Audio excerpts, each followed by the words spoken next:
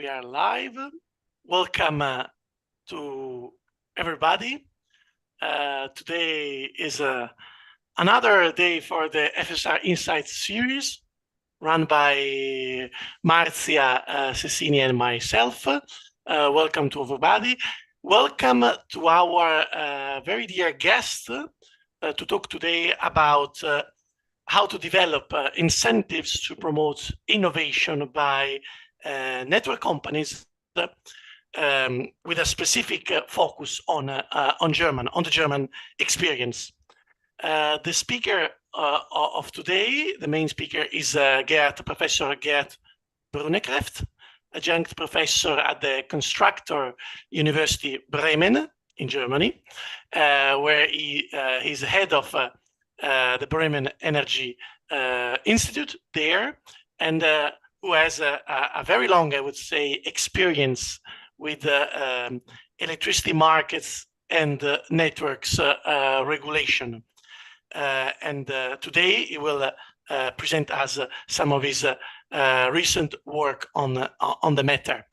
And then we have two discussants to challenge him a bit, to explore further the topic. First, the external. We are very pleased to have Filippo Vovera, researcher at the Politecnico di Milano in Italy, who has an engineering background, whereas Gert has an economist background. And Filippo is working since a few years mostly on smart grids, on the integration of renewable energy sources in the electricity system, and also on ways to innovate the regulatory framework for electricity. And then we have our internal discussant, Ellen Beckstede, who is a researcher here at the Florence School of Regulation in the electricity team. She has also an engineering background. She has a PhD from KU Leuven, Belgium, and she's also co-director of the course on the evolution of electricity markets in Europe here at FSR.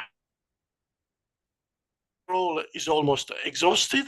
I will leave the screen to Gert to make his introductory contribution and to give us some insights about the German experience on incentive regulation for electricity networks. Please, Gert. Thank you very much, Nicolo. And thank you very much for inviting me and having me here. Now, let me see the technical side. Indeed, I'm not an engineer, so I always mess this up. Let's see what happens. Let's check this. And it worked. And I hope it works again. Can you see the slides now? Yes, we can. You can. And do you see the presentation mode now? Yes. Excellent. Thank you very much. Okay, as mentioned, so my name is Gert Brunekreeft. I'm from Constructor University in Bremen in the northwest of Germany. This used for a couple of years ago, this used to be the Jacobs University in Bremen. The university was taken over, a new investor, and the name was changed subsequently.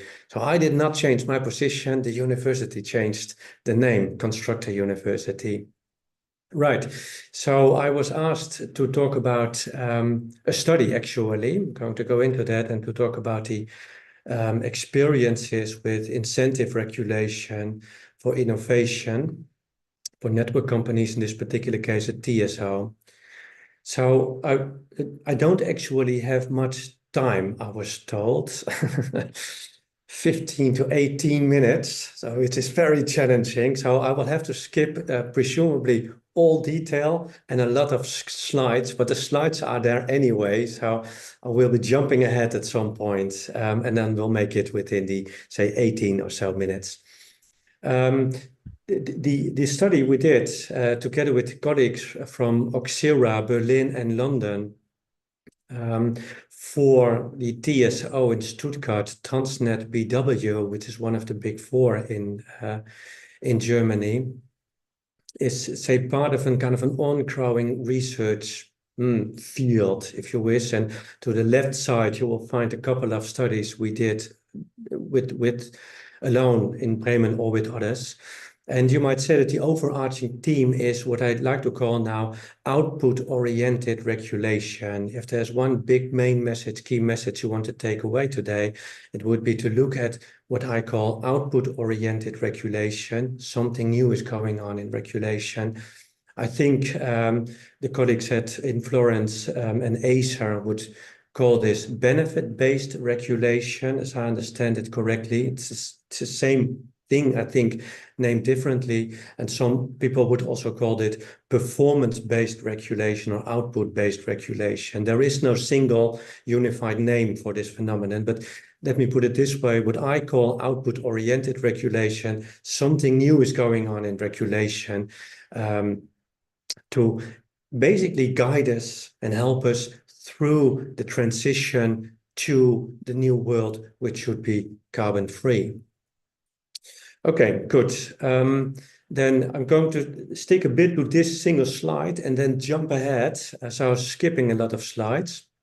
What did we do in this study? Basically, we looked at 3 problem areas: external effects, internal effects, and innovation. And today I will be focusing on the 3rd point, the innovation. And so on the first 2 points, external and internal effects, I'm going to be very brief. I will only talk about this on this slide and then jump ahead with an eye on the time. So we analyzed certain incentives under the regulation, then used real-world examples provided to us by the company to illustrate this and to make further analysis, and then came up with proposed solutions to address these identified problems. First, the external effects. That is the important point I was talking about, output-oriented regulation or benefit-based regulation. So we are strongly becoming aware of the fields and actions TSOs or DSOs might have, which have benefits to society at large or to others outside the company, so that the benefits of an action do not per se fall upon the decision maker, which would be the company, but outside, external effects. This has never been much of an issue, but it is becoming much of an issue, to my impression, the last years. This is what output-oriented regulation does. It takes the base regulation as given and then adds to this base regulation additional regulatory elements which aim to incentivize pursuing certain goals, certain targets. And this can basically be anything, but of course we're always thinking about the energy transition. Benefit-based regulation is by and large the same as I understand it, with a different name. So trying to internalize external benefits. In this particular case, and then I'm going to close this off, we looked at Picasso, which is a platform to improve market functioning, pan-European market functioning of balancing markets. And we designed in this study a market facilitation bonus to incentivize just that. Okay. Details, I'm going to skip the details. The second point, the internal effects, which basically is the main aim of efficiency-based incentive regulation. So internal effects, I would say, is where the cost and benefits of an action of the decision maker also fall upon the decision maker. For example, you may want to do something which improves the efficiency of the company, which would be an internal effect. Okay, so this, of course, is the main aim of regulation. So by and large, you would say, well, we do have incentive regulation, therefore everything is fine. But also we all know that what may look good on paper may be difficult, sometimes difficult in practice. In practice, we find, depending on the regulatory details of a country, there may be all kinds of hurdles on the way to efficient behavior. Right? And one of these hurdles might, for example, be the CAPEX bias, the OPEX CAPEX bias. An OPEX solution to a problem is actually more efficient, but the regulation may set incentives that it is better for the company to use a more expensive CAPEX solution. That is your CAPEX bias, gold plating in the literature. DARE was an example of this. DARE stands for Data Exchange for redispatch. The redispatch rules had been changed, requiring more and better data exchange, and therefore a platform was built to do this, which is improving system operation. For these problems arising there, internal, we designed a budget approach to deal with that. Again, leaving aside the details, there are loads of details to be considered actually, but also here, takeaway message. My impression is that for TSOs, especially TSOs, I'm not quite sure about DSOs, but for TSOs, budget approaches, tailored, fine-tuned budget approaches are getting more important to approach certain problems, to approach certain targets. Details are in the report, but my impression is we have to look at that. It's becoming more important, my guess. Third then, the topic of today, innovation. We also looked at that, and we looked at one specific detail in Germany, the Syntec Verordnung. V here stands for Verordnung, which is German for ordinance. I'm going to talk about that. Good, jumping ahead then, skipping many slides. We move to the innovation topic. Okay. First, two studies I found very useful for these kind of topics. First, a study by Robert Hafner and colleagues, many colleagues, I think. This was a big group with 4 or so institutes who did a report for the European Commission, and basically looking at the effects or the incentives for innovation, especially innovation under regulation. And they looked at no less than 26 member states. So it's a big report, you can imagine. By and large, the conclusion, I think, would be fair to draw would be that the incentives for innovation under the regulation are insufficient, but details matter. This is different for different countries because the regulation in different countries is different. So you would have to look at the details, but by and large, so the message for the European Commission was, and for others, look at this, right? We may want to do something there. I found this table mentioned here very useful. They list a couple of challenges for efficient innovation. And what I found striking, the arrows to the right are mine. The table is theirs. As you will find the exact points with external effects and internal effects, and especially point A, you will find socially beneficial but not viable projects, not insufficiently incentivized, which is exactly this point of external effects, value creation. And perhaps we should do something there, explicit incentivizing these activities, which is relatively new as far as I can tell. A second study I found useful from ENSOE 2021. Also there, it's the same conclusion by and large, which perhaps is less surprising, of course, given that it is ENSOE, but I found actually the study very helpful and informative. That the incentives are not sufficient and that regulation should be expanded or might be expanded. At least we would have to look into this, what can be done, where are the problems and what can we do to address these problems. Also here, a table with problems to be addressed and possible solutions, which I found very useful to look into. You see the points here, incentivizing OPEX, incentivizing innovations, performance-based regulation. I use the term performance-based regulation here rather than output-oriented regulation. I'm mixed up myself, it seems.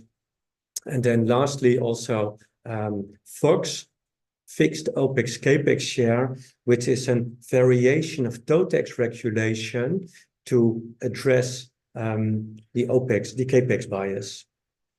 Actually, I had the honor to introduce the term, not the concept, the term, together with colleagues from Auxera in a study we did for Tenet, which is actually mentioned here. So, good. Already starting to run out of time, I think.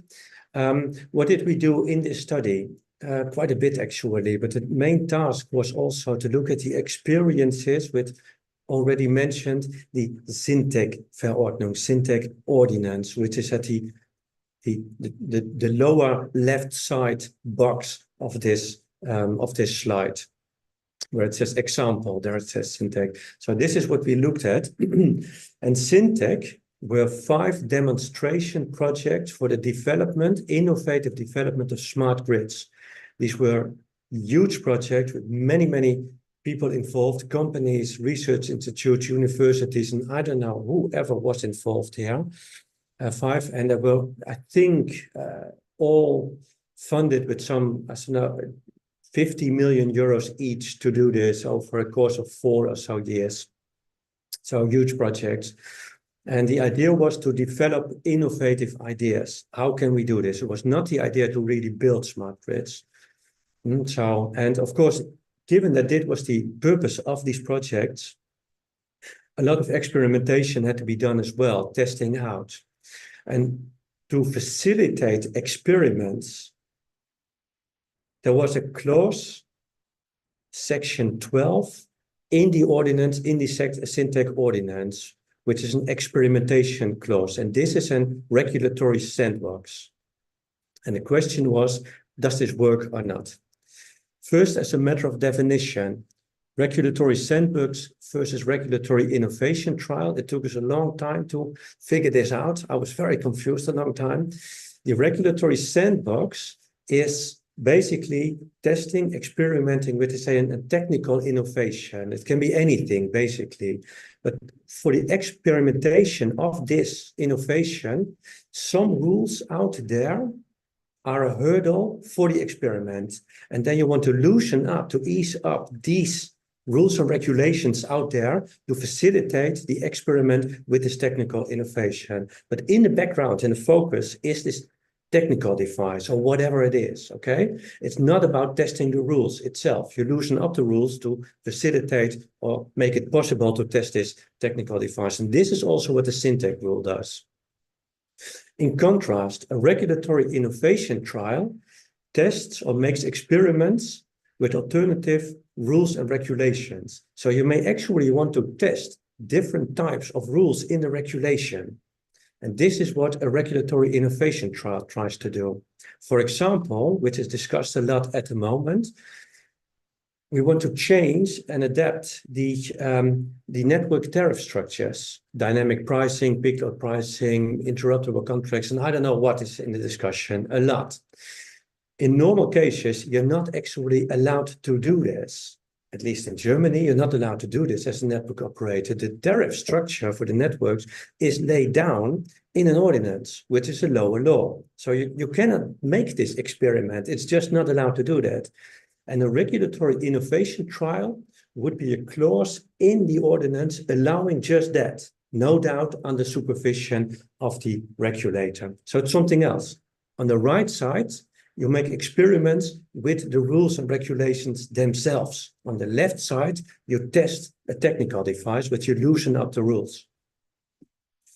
Good. What does the Syntec ordinance do? And then I'm kind of almost through now.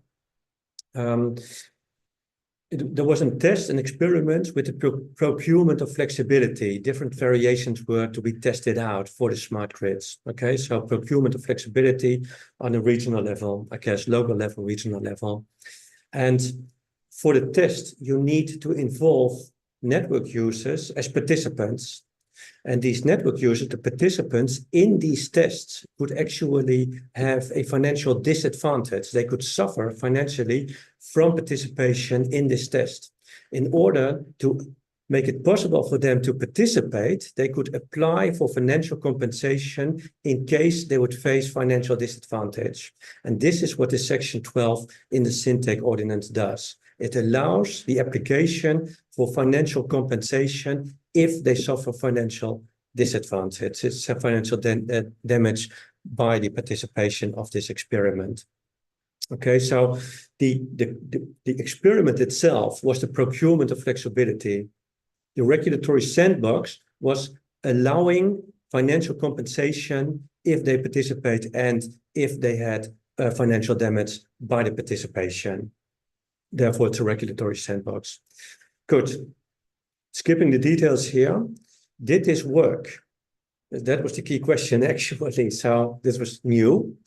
we didn't have this. And so the question then was, did it work? So we looked at it. We had different expert interviews with people who were actually involved in this. Some 15 or so, I think, interviews. Unfortunately, the straight answer is no, it did not. It was quite disappointing, actually. So that was the main feel, the main impression of the interviews with the experts who were involved in this from different sides, actually. To my impression, there were two big points. First, the process was ex post. So they first had to decide whether they participated and involved in the experiment or not, and then see what happened, whether they had financial damage or not, and then they could apply for financial compensation, after which then the regulator would decide whether this was a case for financial compensation or not. So at the time of the decision, they did not know whether they would be compensated or not. So it was felt as an uncertainty, as a risk, actually. So the ex post aspect of this.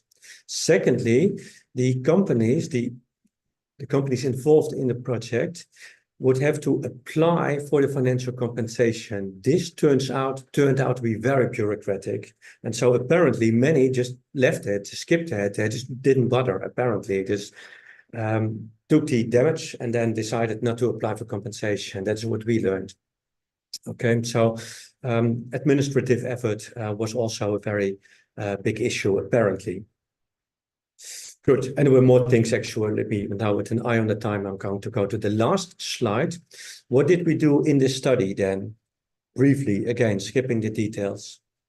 These are 3 points. They're not going to make big changes in the world, but they are steps which could be implemented quite easily, I think. Okay.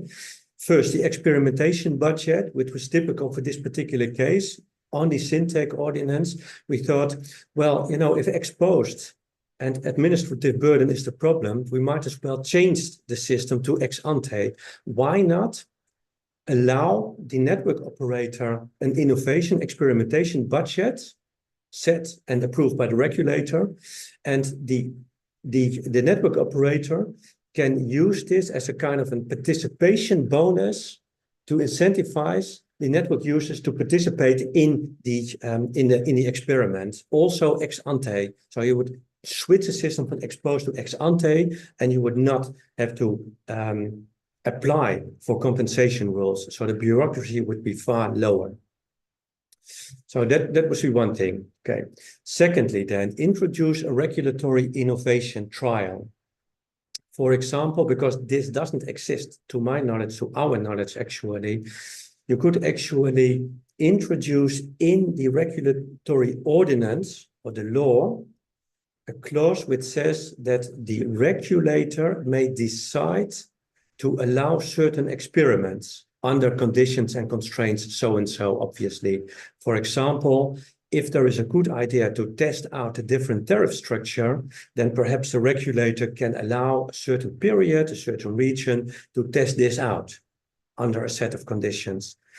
Why? It is far more flexible. You would not have to have a very high level legal process to allow this. You could do this on a far lower legal level and then see what happens. So it would be legally more flexible. Third, then the pioneer bonus. There, the idea is that all, or a group of, let's say all the network operators together create an innovation fund or a research and development fund. They throw in a bit of money according to some allocation rule, and each and every network operator or a group of network operators can make an application for funds from this total fund for a project they want to do, right? Advantages of this is that if a network operator does something with innovation research and development, other network operators also help in funding this and financing this. The free rider problem is addressed.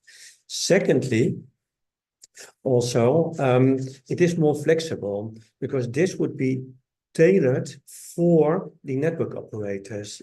So they would come up with projects which they feel they need or are urgent for the needs of network operators, and not for, say, high-level research, which is interesting for society at large, but not perhaps for the urgent problems of the network operators, because that is also what the network operators felt. If they apply for funds in a ministry, for example, it takes too long, and normally the scope is too wide of these projects, not tailored to their needs. And you can make a kind of a step in between to do that, to do just that, tailor their needs. Good. This was my last slide. So thank you very much for your attention, and I will be happy to answer any questions and go into the discussion. Thank you. Thank you very much. I will now Gert. Stop the screen. Right. Thank you very much. Very fascinating. Innovation is definitely an important topic, and not so easy to promote. But now let's give the screen to some people with more experience than me on the matter. We will start with the external discussant. So Filippo, if you can approach Gert with one or two questions on his presentation. Thank you. Thank you, Professor, for the presentation. I basically would like to address two main issues, if it is possible. The first one is will be related, let's say, to what I would call the baseline that you require to have for both internal and external, incentives. And the second one is will be related to trials. So for the first issue, you say basically that you should have somehow a baseline. You call it, reference value, I think, in one case, and in the other one is project-specific budget. If I got it right, in both cases, we refer to something that makes a baseline a reference for the NRA with respect to the activity that grid operators have to do. So I would like to ask you three questions, if it is possible, on this. The first one is, if you have in your mind more details about how the NRA or the grid operator should define this reference value. The second one, if you think that this framework that you have thought about can be one day shifted from innovation also to core incentives, so to, I would say, business as usual activities in order to promote productive efficiency for grid operators. And the third one is, if you see a role for non-monetary externalities in the definition of these specific reference values, baselines, which are typically in terms of, money instead.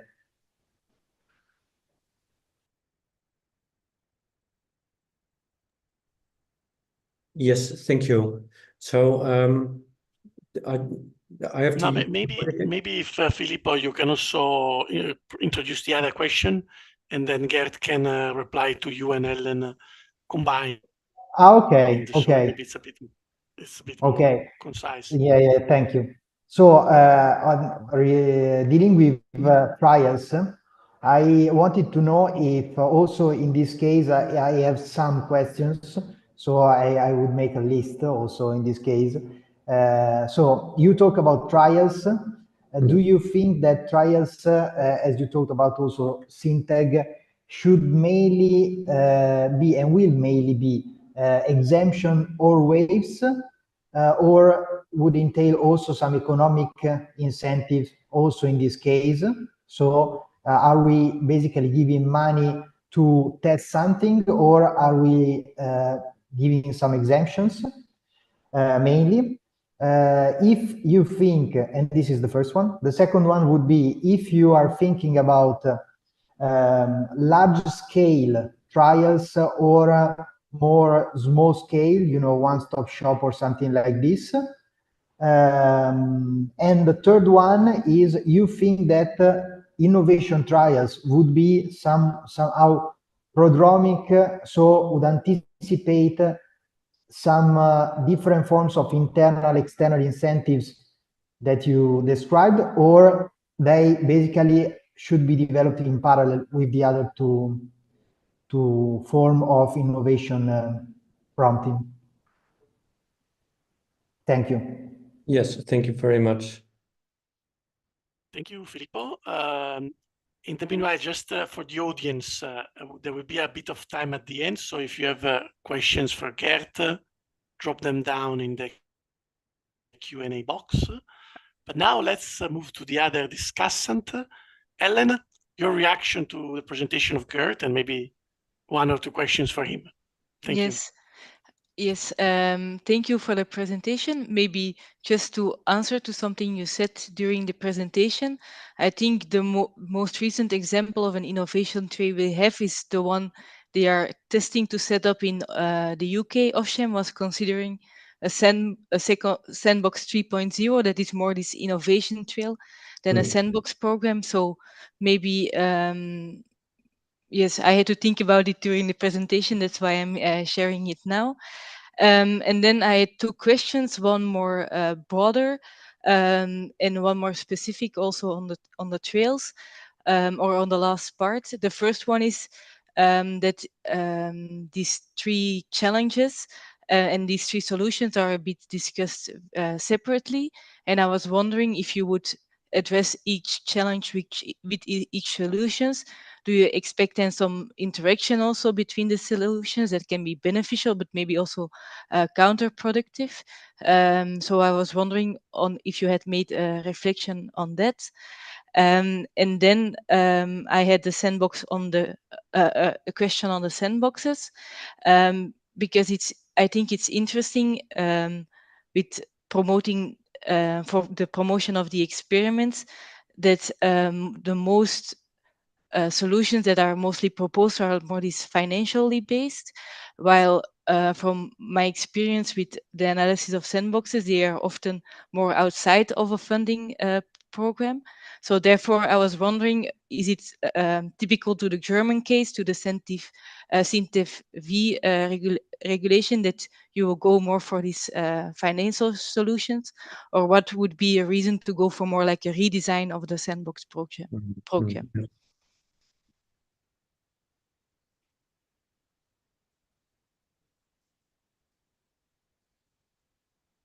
Thank you, Ellen.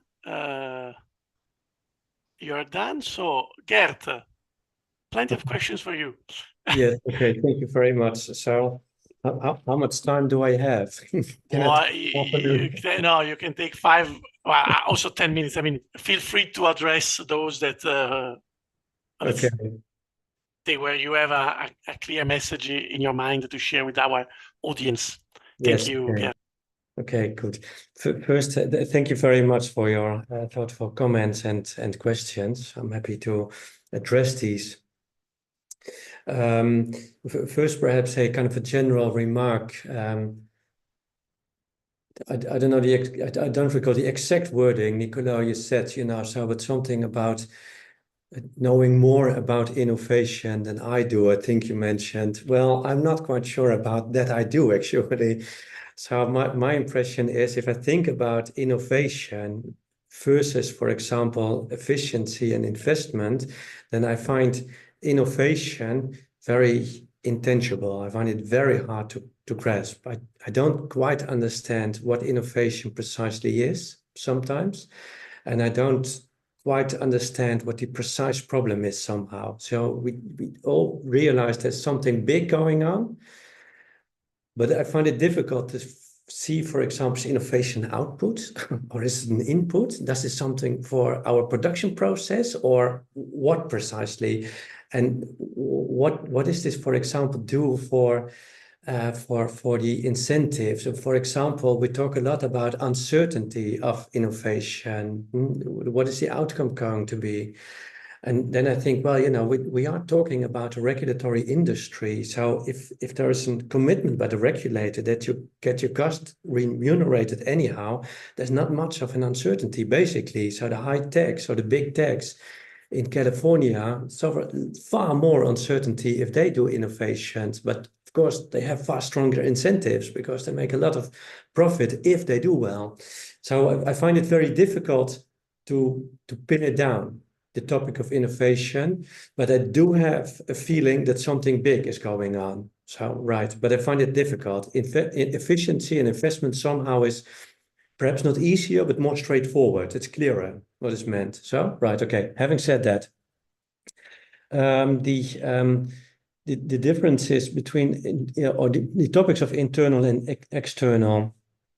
I hope I understood the questions right, but let me just kind of start telling about this. First, the topic of the reference values. I guess that would be mostly then the external issue. So your mechanism design, a typical mechanism design of an incentive mechanism somehow applies an incentive parameter to some metric. And the metric typically is your benefit or change in benefits towards or as compared to a reference value, right? So that's relatively straightforward. But then, of course, the problem starts. What precisely should be your reference value in a specific case? And also in this study, we talked a lot about this. We discussed a lot about this to come up at the end of today with one proposal, which I think is summarized on one page or so. But to put it differently, I think if you think about incentive mechanisms in output-oriented regulation to address external benefits, you should address one way or the other the question, what is your metric for welfare, for the benefit? What precisely is this? And this is difficult. And how are you going to do that? How are you going to measure that? And is this year on year the changes or what? And secondly, also your reference value. And the matters here the details here matter a lot. And especially my experience also with other mechanism designs is that the choice of your reference value is very important and also very challenging. So if the question was, how do we address the point of the reference value, then my answer would be, well, it's very difficult actually. And case by case, each case, you have to think very carefully, how are you going to do this in this particular case? I think then you answered raised the question whether this type of incentive mechanism, let's call this output-oriented regulation, can also be applied to other fields than innovation. I think that was the question. Yes, a lot actually. So we did this in another study. We looked at what is happening in the world and what can we think about where this could be applied. And I can actually think of many things. We worked on resilience. You can introduce output-based components to improve or to set incentives to improve resilience in external and internal. This is a kind of an extended form of quality, if you like. But also we are now working on a project on a whole system approach to coordinate the network operator, coordinate with other network operators or with other sectors, electricity, gas, CO2, hydrogen, etc. And so you could also build in incentives to internalize these external effects on other sectors you might have. This is challenging, very challenging, but that would also be one example. Many. Interestingly, the German regulator, Bundesnetzagentur, is now thinking about implementing what they call an Energiewende-Kompetenz in the regulation for the distribution network operators in electricity and gas, but gas is a bit of a different story. But so Energiewende-Kompetenz means energy transition competence. It's a long word to say that they want to incentivize activities of network operators which promote the energy transition explicitly, which is a form of output-oriented regulation. So basically the second time that we see this happening, that it is in kind of an application. The first time the regulator also mentioned would be quality regulation, which is also a form of output-based regulation, output-oriented regulation. So yes, there are actually many fields. Gas is a bit unclear yet, but power, we can start to get a picture of what can be done. And my sense is that we see this emerging in different countries. So things are happening as we speak, but it is not entirely clear whether there will be a unified picture or kind of a very diverse picture, context dependent.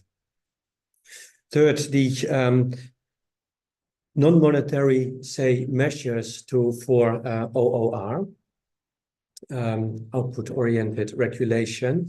Yes, very much so. Thank you very much for this question. Yes, being an economist, I always think about monetary measures, you know, so it can be put in euros and then numbers and parameters. You can make the calculation and then it says 42. But of course, it may be far easier and perhaps also more effective in many cases not to use monetary measures, but to use non-monetary measures. And for example, one thing I would be thinking of is you might want to think about, say, having something like a smart grid index or a smart grid indicator for example, the distribution system operators. If according to some index, and these things exist in the world, right? Yes, controversial, but they exist. So you could apply this to distribution network operators. And if they do well, they get a high score. If they do not so well, they get a lower score. And you could turn this into a monetary bonus, but you could also say, let's make a ranking. We have some, I don't know, 800 or 900 power electricity distribution system operators in Germany. You could list the top 10 or 20 or so. If you do very well, you get a prize, right? Okay, and you stay there. It's public information, a ranking. I think something like that could actually be very effective. Yes, I'm actually looking into these things and there are other examples. So yes, I could very well imagine to look into this. And also to my understanding, I think the German regulator is also thinking in a first step to introduce the energy transition competence, first in terms of a ranking or so, right? And then afterwards do something with monetary incentives, but the details are yet unknown. So very good point. The trials then, I will speed up a bit to allow further questions.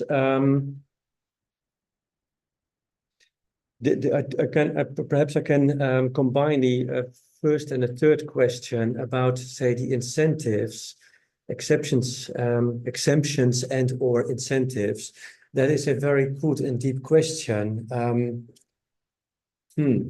I think if I think about a trial, a regulatory innovation trial, not being a lawyer, by the way, I would think about kind of facilitating legal scope.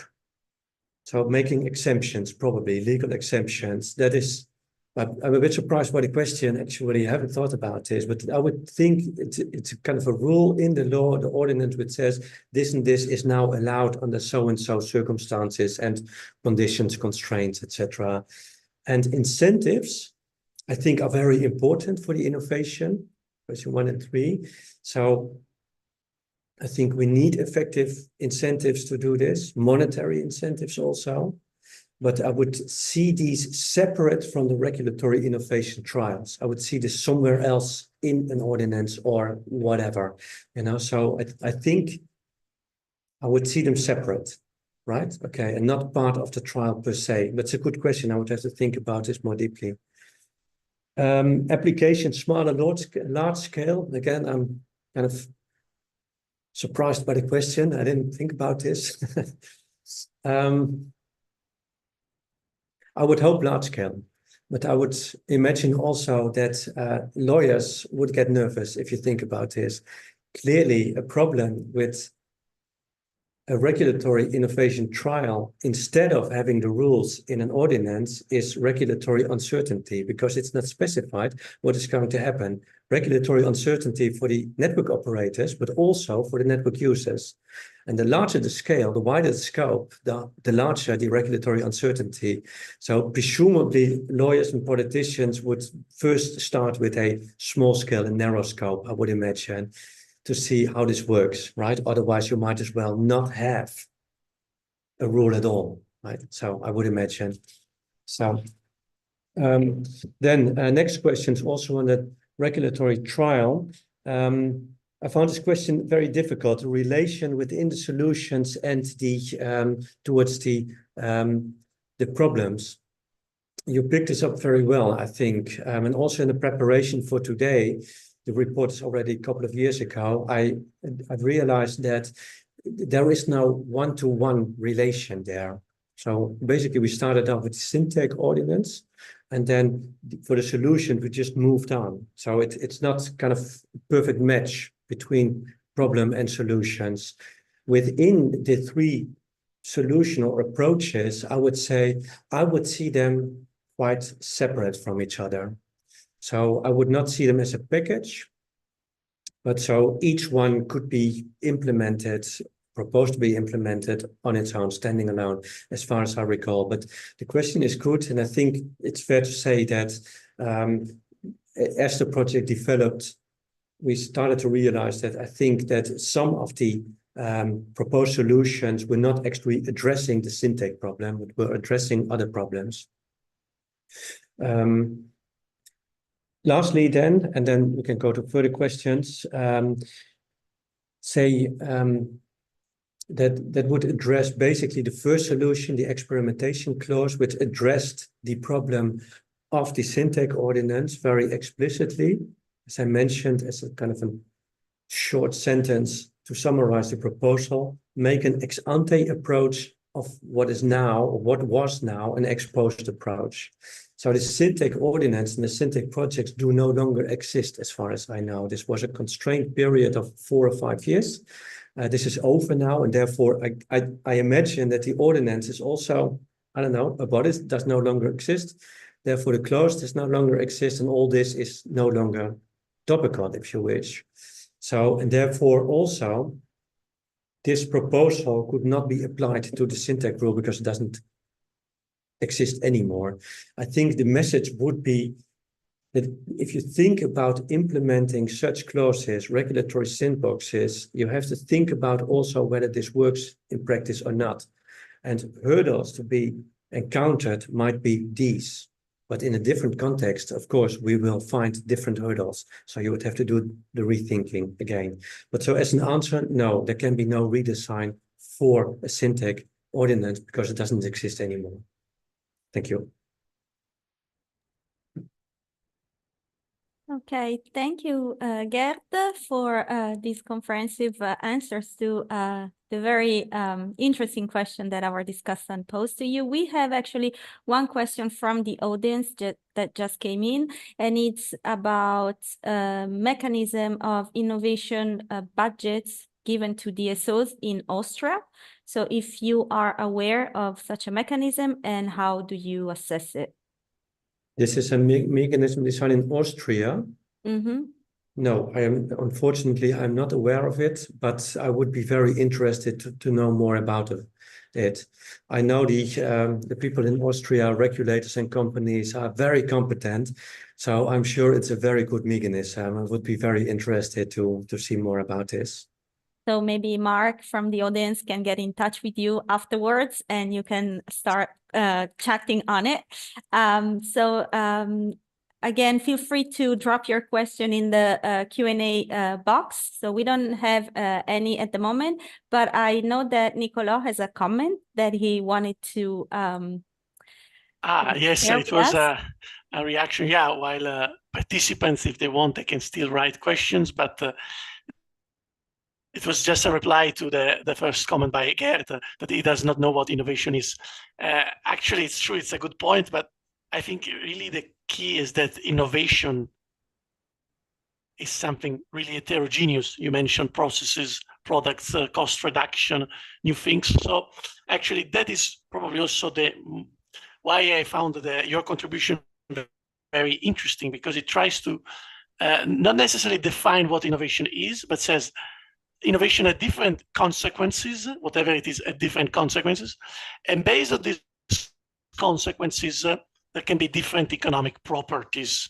And then this justifies the use of different regulatory tools to foster whatever innovation is, and that we do not know ex ante. So that's actually is what inspired me by reading your contribution the first time. I know that also Ellen might have a third question for Gert. So unless, Gert, you want to reply to my comment, we can give the screen to Gert. Ellen, sorry. May I perhaps say reply in a more general way also, say what I found, not in the slides, but 2 points. I know that in the project, as well as other projects, by the way, which have become very important, I think, is first, as was discussed in other webinars and you work on as well, is that the world seems to move towards OPEX-based activities and away a bit from CAPEX-based activities. And what we see in the regulation is that stronger OPEX-focused creates problems in the regulations we were not quite aware of in a CAPEX-based world. So we might want to actually look at this. And if you think about innovation and digitalization, we face exactly a more OPEX-based world. So that's one thing I learned. The second thing I learned is that the companies in this particular case, also Transnet, BW, they looked very strongly at cooperation, and they felt that the regulation does not always facilitate or incentivize cooperation with others. That may be other network operators, but it might also be other parties. And they were looking for possibilities within the regulation to facilitate or incentivize stronger collaboration, cooperation models. That is also what we looked at. So also one thing I learned. But now, Ellen, please, I interrupted. No problem. I think my question goes very well onto your first question, because I wanted to link it a bit with the current electricity market reform. And I think there it's already a bit acknowledged that we are moving more towards this OPEX based, and it's acknowledged a bit more in the provisions that these methodologies should also take into account not only this CAPEX, but also more and more the OPEX and the efficient combination of both. And I was maybe wondering if you have been following it, and have you a vision of whether this is a first good approach, or what can we do maybe more, or what are some lessons learned that we should do when including these methodologies or adapting these methodologies? Thank you very much. So what you're asking is, what do we do with the CAPEX bias, right? What can we do about this? Right, okay. Yes, or and maybe even should we speed up, or do we still have some time to address it? Yeah. Please, if you No, can. I meant on the bias. Like, do we have to act now, or how stringent is the issue? I was confused. Yes, sorry. I would imagine. Thank you for that. So that's a big issue actually. And yes, I did follow the discussion, or I do follow the discussion. I suppose that if we do not address the problem of CAPEX bias, which can also be an OPEX bias, can also go the other way around actually. If we do not address that, then the world would not stop functioning, right? What we would see is that the activities of the networks are more CAPEX biased than they otherwise would be, and we would miss out on some OPEX activities which are more efficient. But so we would find a solution to problems, I guess, right? Okay, so the network would still be there and would develop. We would just see at least theoretically, but I suppose also in numbers, that it might get more inefficient than it should be. So we talk about an economic problem, I would say. But this, given that the entire transition is very expensive as it is, it seems extremely worthwhile to see and to look for more efficient solution to save a bit of money, which sums up to a huge amount actually. So I do think it's actually a very serious point. And also from the talks with the companies, I sometimes feel that they consider these things OPEX based to be a bit of a hurdle and hesitate to really make the activities. And then indeed we would see that the energy transition is actually slowed down, and that is not good. We need to speed it up, obviously. So what can be done? In the presentation, in the study, we proposed a project-specific budget approach to address the OPEX problem. There's one thing which is very specific for the type of regulation in Germany, which is the base year problem. But another point is, and it is related actually, goes on to the OPEX bias or CAPEX bias actually to address this. In order to do so, you should have a TOTEX-based budget approach. And TOTEX-based, the background of this is, I didn't talk about this, but if you think about a budget approach, so the company applies for a budget to do a certain project, and this then is rewarded for the next, say, 7 years or so, year on year with a budget, right? Okay, so specified. And or not rewarded actually. But so you can think about sharing factors to share the profits if you do not spend the money of the budget, or the other way around, if you overspend what the budget says. Okay, the sharing factors, sliding scales. And these sharing factors can be differentiated between CAPEX and OPEX, depending on how much risk the company wants to take in CAPEX and or OPEX. So it doesn't have to be the same sharing factor for CAPEX and OPEX. But if you want to address the OPEX CAPEX bias problem, then the sharing factor should be the same. And you would have a TOTEX-based budget approach. And to my understanding, this would actually internalize, I think, most of the incentive problems for the CAPEX bias, OPEX CAPEX bias. So I think that would work quite well.